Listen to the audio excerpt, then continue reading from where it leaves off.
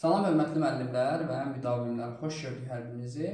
Bugün sizə yeni 7-ci sinif dərsliyə əlavə edilmiş və MIG imtahanında düşmə ehtimalı olan bir mövzu haqqında danışacağam. Bu dörtlü və altılı koordinat sistemidir və dərsliyə yeni əlavə edilən bu mövzu, bu məsələ deməli nisbi və mütləq mövqe daxilindədir. Yəni coğrafi mövqeyi necə təyin etməli mövzusu daxilindədir. Və biz yeni dərslikdə öyrənirik ki, ərazinin iki cür mövqeyi var. Bir nisbi mövqe, bir də mütləq mövqe. Nisbi mövqe o deməkdir ki, ərazinin hər hansısa bir coğrafi obyektə nəzərən mövqeyidir. Məsələn, Mingəçevir su anbarı Bozdağ və Xocaşen silsiləsi arasında yerləşir. Sonra Muğan düzü cənub-şərqi Şirvan düzənliyindən qərbdə yerləşir. Baltik dəniz Skandinav yarımadasından şərqdə yerləşir. Laos Hindçin yarımadasında yerləşir. Bu onun nisbi mövqeyidir. Amma onun daha dəqiq mövqeyi onun coğrafi koordinatlarıdır. Və coğrafi koordinatlarda həmçinin GPS sistemində göstərilən mövqeyidir. Biz hər hansısa bir coğrafi obyektin və ölkənin yerini müəyyən edərkən onun coğrafi koordinatlarını müəyyən edirik. Amma bəzən xəritələrdə, yəni xüsusən də topoqrafi xəritə və planda kiçik ərazi təsvir edildiyinə görə orada coğrafi koordinatlar verilmir. Ona görə biz onun daha dəqiq mövqeyini təyin etmək üçün ikili və dörtlü daha doğrusu dörtlü və altılı koordinat sistemindən istifadə edirik. Amma ümumilikdə deməli dörtlü, altılı, səkkizli və onlu koordinat sistemləri mövcuddur. Çox ehtimal ki, 8-li və 10-lu koordinat sistemləri yuxarı siniflərdə veriləcək. Amma hələ ki, 4-lü və 6-lı verilmişdir. Və yadda saxlayaq ki, 4-lü koordinat sistemi deməli 1 kilometr dəqiqlikdə dəqiqliyi bildirir. 6-lı koordinat sistemində 100 metr dəqiqlik, 8-li koordinat sistemində 10 metr dəqiqlik, 10-lu koordinat sistemində isə 1 metr dəqiqlikdə olan deməli sistemdir. Və dörtlü koordinat sistemində məsələn burada coğrafi obyektlər göstərilir və məsələn məktəb göstərilir. Bu deməkdir ki, bu kvadrat daxilində məktəbdən başqa digər coğrafi obyektlər də olar. İndi deyə bilərsiniz ki, müəllim, bəs əgər orada koordinat təyin edilmirsə, buradakı rəqəmlər nədir? Plan və topoqrafi xəritələrdə dediyimiz kimi kiçik ərazilər təsvir edilir. Ona görə orada coğrafi koordinatlar təyin edilmir. Onun əvəzinə bax bu cür bərabər hissələrə bölünmüş kvadratlar çəkilir və o kvadratlara əsasən onun dəqiq coğrafi mövqeyi müəyyən edilir. İndi gəlin burada dörtlü koordinat sistemini müəyyən edək, görək hansı cür tapılmalıdır. Öncə dörtlü koordinat sistemində və digər altılı koordinat sistemlərində fərqi yoxdur. Deməli, şərqə doğru bir ox çəkilir, bir də şimala doğru. Yəni bu soldan sağa və aşağıdan yuxarı oxunuşu bildirir. Biz ərazinin coğrafi koordinatını, yəni dörtlü sistemində mövqeyini təyin etmək üçün, dörtlü koordinat şəbəkə sistemini təyin etmək üçün onun, yəni məntəqənin yerləşdiyi kvadratın sol aşağı küncünün kəsişdiyi nöqtələri müəyyən etməliyik. Onu müəyyən edərək biz ərazinin dəqiq koordinatını müəyyən edə bilərik. Öncə şərq oxunmalıdır, sonra isə şimal oxunmalıdır. Gəlin görək, bax bu məktəb 27, sonra 28. Deməli 28 olacaq. Birinci 28-i yazırıq. Sonra aşağıdan yuxarı 49, 50. Deməli bu kəsişmə hardadır? 51-dədir.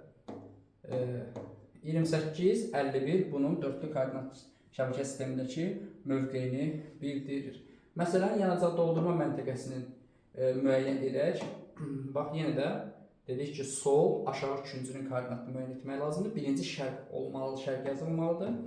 Baxıram 27, 28, 29, 30. 30-da yerləşir. Yazıram bura 30. Sonra isə şimal yazmalıyam. Deməli 49, 50. Deməli, sonra isə 50-ni yazıram. Bu yanacaq doldurma məntəqəsinin dörtlü koordinat sistemindəki mövqeyidir. Siz isə hava limanının yerləşdiyi deməli siz dörtlü koordinat sistemində hava limanının koordinatını yazın. Biz isə keçək altılı koordinat sistemini izah etməyə. Altılı koordinat sistemində də eyni qaydadır. Sadəcə olaraq altılı koordinat sistemi qeyd etdiyimiz kimi 100 metr dəqiqlikdədir. Yəni dörtlü koordinatdan daha dəqiqdir. Daha dəqiq mövqeyini təyin etməyimizi istəyir və birinci olaraq böyük dama verilir, böyük kvadratın koordinatı verilir. Sonra isə Onun içərisində bir neçə kvadratlar var. Görürsünüz, çoxlu sayda kvadratlar var və o çoxlu sayda kvadratın içərisində biri xüsusi rənglənib. Biz onu deməli dəqiq koordinatını tapmalıyıq. Öncə dörtlüdə olduğu kimi birinci şərq, sonra isə şimal təyin etməlidir. Birinci, məsələn, baxırıq ki, böyük kvadratın şərqdə 62 rəqəminə uyğun gəlir. Sonra isə kiçik kvadratın şərqini tapmalıyıq. Birinci şərqləri tapaq, sonra şimallara keçək. Yenə də sol küncdən başlayıram saymağa. 1, 2, 3, 4, 5. Deməli, bu 5-ci olacaq. 5 rəqəmini yazıram bura.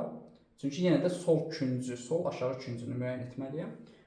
Bunu yazandan sonra keçirəm şimalı yazmağa. Görürsünüz ki, 33-dür. Böyük kvadratın küncü, sol aşağı küncü.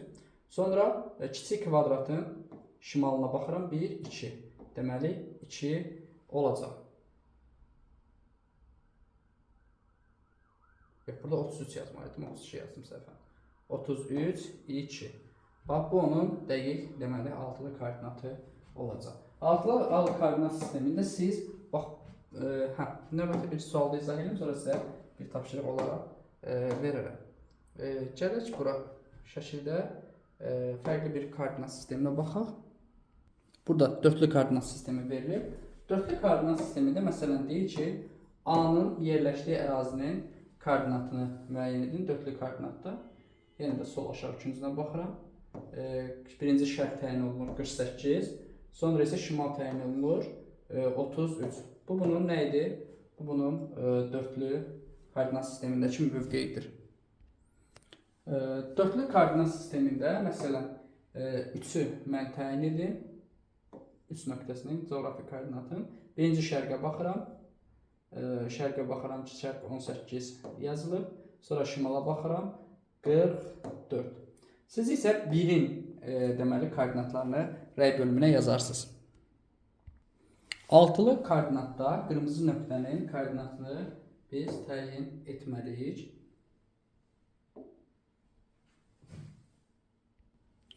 Müəyyən edək. İlk öncə şərq hissəsinə baxıram. Bu kvadratın, ümumi kvadratın şərq hissəsi, yəni sol küncü 18-ə uyğun gəlir deyə bura mən 18-i yazıram. Deməli, bura yazam. 18. Sonra dedik şərqi qutarmalıyıq birinci. 1, 2, 3, 4, 5. Bu kiçik kvadratın sol küncü 5'ə uyğun gəlir deyə 5'i yazıram. Sonra bunun şimalına baxıram ki, 44 yazılıb. 44 və sayıram 1, 2, 3. Sol küncü 3 ilə kəsişir. Deməli, buraya yazıram 44-dən sonra 3. Bu onun nə edir? Altılı koordinatda dəqiq mövqeyidir. Siz isə buranın koordinatını təyin edib rəyə yazın.